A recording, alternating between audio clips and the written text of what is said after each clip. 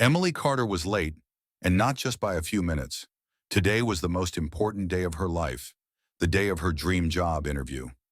But as she hurried down the crowded city sidewalk, something happened that would change everything. A sudden, unexpected encounter with a homeless woman, a mysterious red stain on her dress, and the cold stares of strangers made Emily's world spiral out of control. No matter how hard she tried to escape it, the stain followed her, both on her dress and on her reputation. What happened next? Would she lose everything she had worked so hard for? Emily Carter was always known to be punctual and meticulous. Today, however, everything was going wrong. She woke up late after a restless night filled with anxiety about the upcoming interview. Rushing through her small apartment, she barely had time to check her outfit, a simple but elegant red dress that she hoped would impress the hiring managers. As she stepped out into the bustling city streets, she could feel the weight of the moment pressing on her. This wasn't just any interview, it was the one that could change her entire future. With her resume clutched tightly in her hand, Emily moved quickly, weaving through the crowd. Suddenly, she felt a tap on her shoulder. Turning sharply, she saw a homeless woman with tired eyes and a soft voice. "Miss, wait, there's something on your dress." Emily barely had time to react before she snapped back. "Don't touch me, I'm late. I don't have time for this." The woman's eyes flickered with sadness, but she said nothing more. Emily hurried away, but the words in the woman's worried look stayed with her. Was there really something on her dress? She tried to dismiss the thought as she approached a busy cafe to get a quick coffee. In the reflection of the glass door, she noticed a faint, dark red stain on the back of her dress. Panic set in. What was it? How did it get there? And more importantly, who had seen it?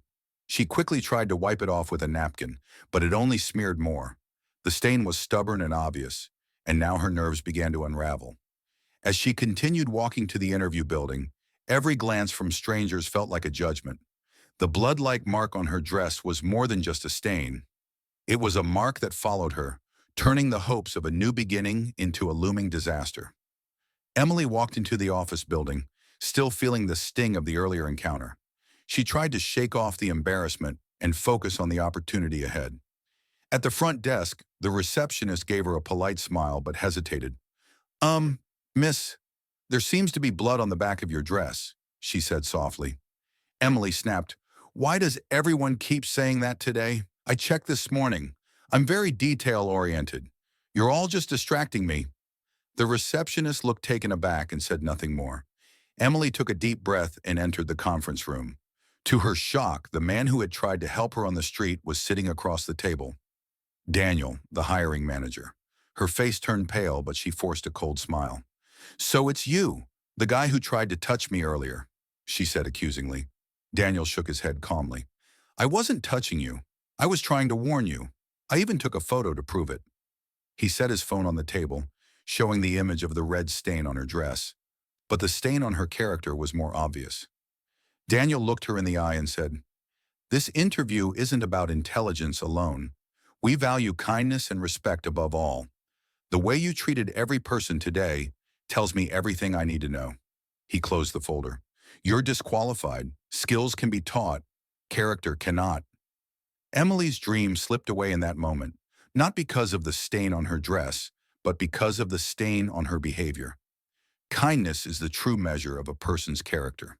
In a world that often judges by appearances, it takes courage to see beyond the surface. Emily's story reminds us that every act of kindness matters, not just in how we treat strangers on the street, but in how we carry ourselves every day. If you believe in second chances and the power of compassion, share this story and leave it in the comments. Let's spread kindness, one small act at a time.